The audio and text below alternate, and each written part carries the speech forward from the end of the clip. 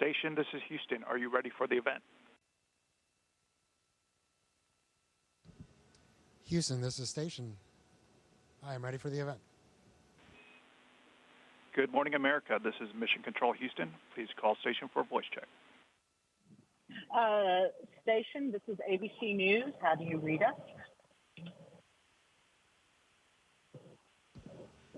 Hi, good morning. I hear you loud and clear. How do you hear me? I hear you loud and clear as well. So let's start with, you know, you're going to break a record, and I know records are made to be broken, but how significant is this record in terms of what we learn about human beings and our endurance for long-term space travel? Well, hey, Gina, good morning, and welcome back. It's great to have you with us on the International Space Station once again. You know, it's an honor to be able to be considered one of the people that's going to have spent a year in space. And so, yeah, for sure, this record will soon be broken again, and that's great because that means we're continuing to press forward. And I think this is really significant in the sense that it teaches us that the human body can endure, it can adapt, and as we prepare to push back to the moon and then from then onward onto hopefully Mars and further on in the solar system, I think it's really important that we learn just how the human body learns to adapt and how we can optimize that process so that we can improve our performance as we explore further and further out from Earth.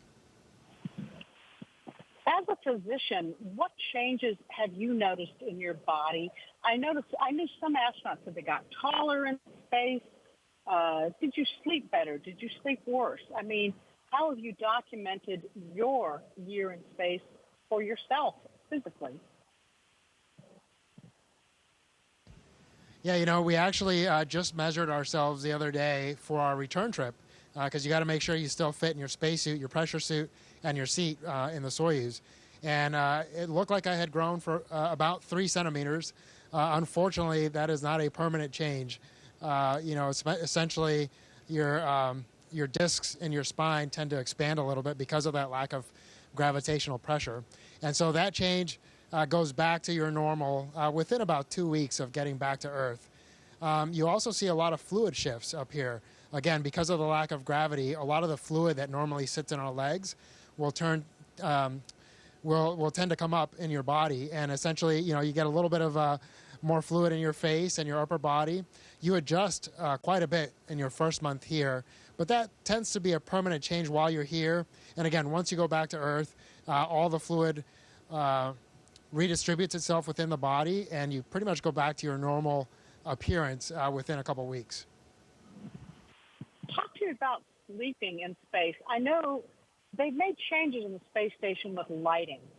What is sleep like on the space station? Better, worse? How much better or worse did you sleep up there? Well, you know, for me, it's been wonderful, to be honest. Again, I've had a 25-year Army career, so I've been really rough on my body between a lot of helicopter landings, a lot of military jumps and skydives. I've done a lot to essentially earn some of the bumps and bruises that I've had in my body. And so the pressure that you feel in bed while you're on Earth is completely gone up here. And so you're completely decompressed, especially your neck and your spine. And so for me, that's been wonderful.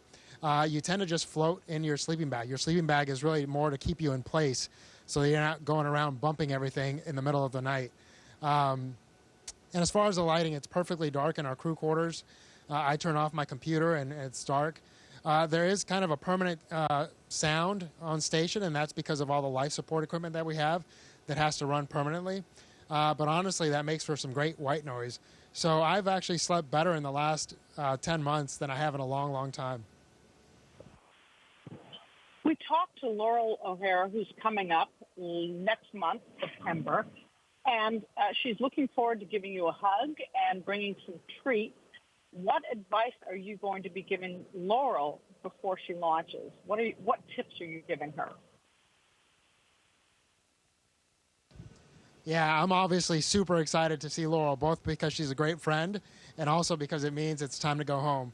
But yeah, Laurel's going to do fantastic. I mean, we all get fabulous training. We have an amazing support team on the ground that just gets us so ready for this mission. So I know she's going to knock it out of the park when she's up here. And I would just tell her to really just take the time to enjoy it. Just like any job, it's really easy to lose yourself in the work and focus so much on getting it right and doing a great job, which obviously is very important up here. But every once in a while, you just got to force yourself to look up, or in this case, look down the window, out of the cupola, and just enjoy the beautiful view.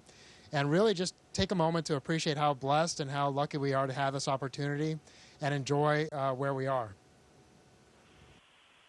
Part of what I think is interesting to people about life on the space station is your food. Do you get much choice in food? What were your favorites? What hacks did you find up there for your diet? Yeah, we actually get really great food. The one downside is that we have to rehydrate most of it.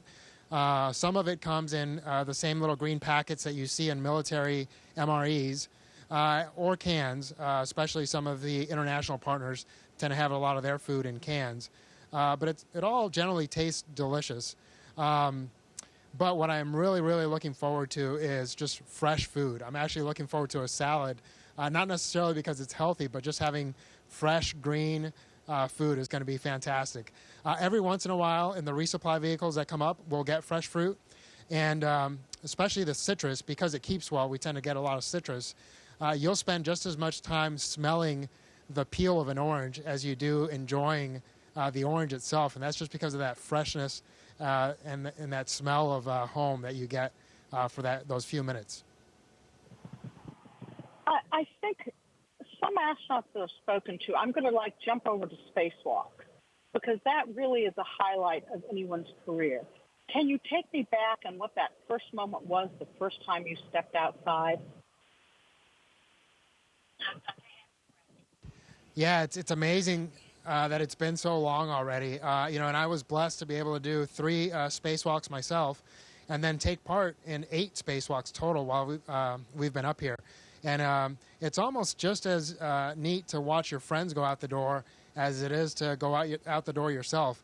And to a large degree, to be honest, it's a little more nerve-wracking because you're responsible for putting them in the suit, making sure that everything's done properly so that they're safe out there. So in some ways, I felt a lot more pressure when I was putting my buddies in the spacesuit to go outside than I did when I was going outside myself. But I'll tell you, the views are just out of this world, literally. And that's because you have your full peripheral vision. When you're looking out of the cupola, it's an absolutely beautiful view, but you're generally limited to just kind of looking down. Whereas when you're outside, the helmet just allows us to see a little bit wider than 180. And so you're able to have an unobstructed view of the Earth and the universe. And it just makes you really appreciate how tiny we are, where we are, also how fast we're going. I mean, the movement, you would just appreciate it so much more when you're outside. So absolutely, I would agree. Those 3 spacewalks for me were the highlight of this year up here. I'm trying to remember, for your first spacewalk when you went out, were you in light or darkness?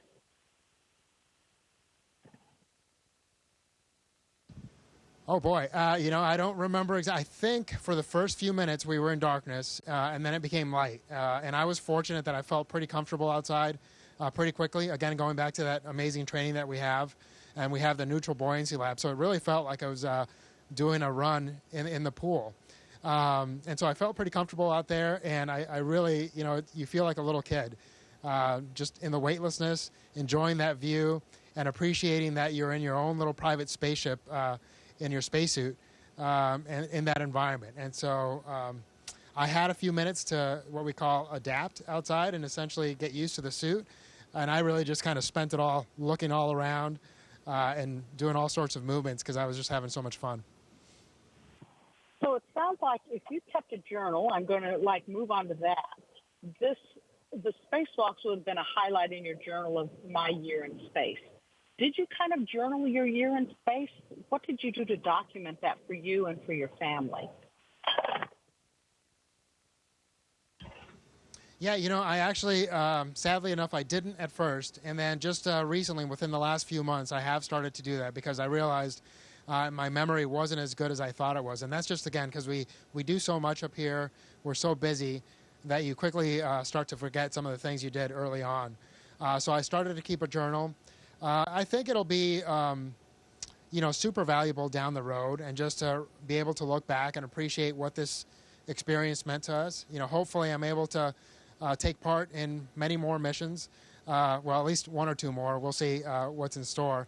But the reality, I think the thing that I'll remember the most are my crewmates. I've been lucky enough to fly with 4 different crews by the time I leave, and that's been fantastic. The teams that we've worked with on the ground have been phenomenal. So, like a lot of things in life that have tremendous experiences, what you end up really remembering the most are the people, and that's been the case absolutely up here. You sort of led into my next question. As a first mission, this one was really pretty epic. What could possibly be better than this? What would your dream mission be? Your next one? Well, I think what I plan on doing, at least, is really trying not to focus on that. I think it's really going to be important to go back, go home, and reconnect with my family first and foremost, because a year is a long time, and I've missed a lot of major milestones for our family. So I think I'm going to focus on that. And then the reality is, I have friends that are going to be coming up here and then going around the moon. And so my focus is going to be to help the team prepare for those missions, do everything I can to contribute to their success. And then once I get assigned down the road, we'll see what that mission holds.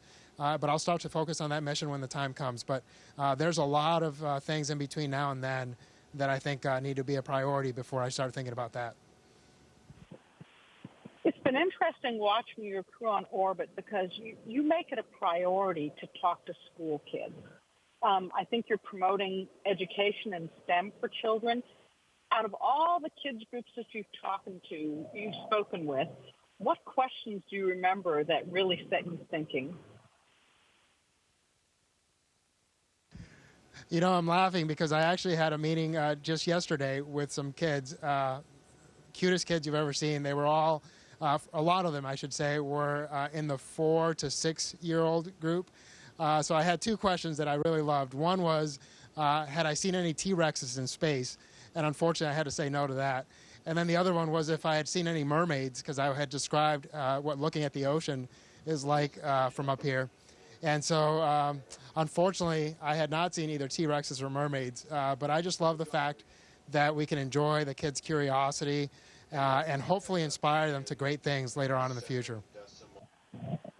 I think it's interesting because one thing that the space station has proven to be very valuable with in the past, hopefully you have a slow hurricane season this year, but Earth observations from space and what it teaches us about our planet. What do you think you've learned about our planet from observing Earth for a year? Well, yeah, absolutely. You get a very different perspective being up here. The biggest one is how unique our planet is, right? You look out at the rest of our solar system, and all you see in general is darkness. And I think we just have to appreciate how special our planet is and do our best to ensure that future generations are able to enjoy our planet just as much as we have been able to. The other thing that you really appreciate is the fact that there are no borders and the fact that we as humanity can do amazing things. We've had humans in space now for 23 continuous years, and I don't think most people really appreciate how difficult this is and what a team effort it really is to have this achievement. And so the fact that you can look down and say, man, if we work together, we can do some amazing things. So all those things, they kind of sound philosophical, but just you learn to appreciate the fact that you're living it every day while you're up here. You're coming home in another month. Tell me what the process is for returning home. You just don't hop in a car and drive home. Is your body monitored, and what is the adjustment like for returning to Earth from space? Yeah, so kind of going back to your previous question, again, there's only been a handful of us that have been up here for this long. And so they try to capture as much science as they can, as quickly as they can, because our bodies are just so good at readapting. So as soon as we land, again, I came up on a Russian spacecraft, so I'll also go back and we'll land in Kazakhstan. And there'll be a NASA team there ready to fly me back to Houston. But right away, they get you in this medical tent and they start doing testing from about 10 minutes after you land. And we gather as much data as we can before we get on the NASA plane, which then flies us back to Houston. And within about 24 hours of landing, you're landing back in Houston and seeing your family for the first time. You know, after about 6 months in space, most people have a little bit of a hard time with their vestibular system and their equilibrium. So after 12 months, that can be a challenge even more so, although some people have done amazingly well. So I'm not sure how it'll be for me. I'm preparing for the fact that it might be a challenge and that it might take a couple days before I'm somewhat normal. But the reality is it's going to take anywhere from 2 to 6 months of really intense rehab to get back to my normal. You know, and that's just part of the process. What you've talked about missing salads, but coming home, what are you looking forward to most? Your family, I'm sure, a shower, a walk on the beach. TikTok for me what you're looking forward to. Yeah, well, I think you just named them all. Absolutely, time with my family. Again, you know, we've been able to stay in touch really well. We get phone calls, we get video conferences every once in a while. But there's nothing like being there in person. And so just being able to reconnect with my kids and my wife, that's going to be fantastic. Being outside, again, we get fantastic views up here, but we're limited to the space of about a 5-bedroom home. And so it's a very small space, you know, to be in for a full year. And the other thing for me especially is that I've only been exposed to about 6 other humans at a time for the past year. And so it's going to be a little bit of a readaptation to be around crowds and big groups of people.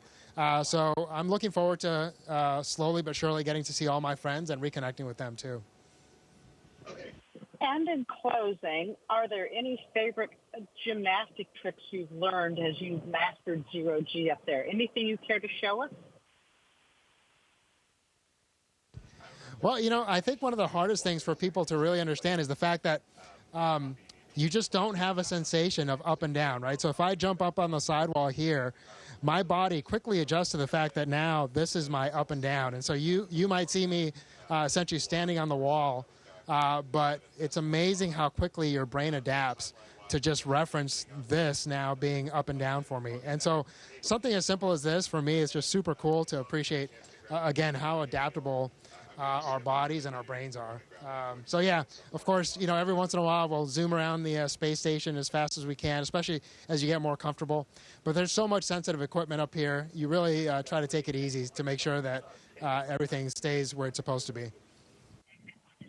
Frank Rubio, thank you so much for your time today. Godspeed.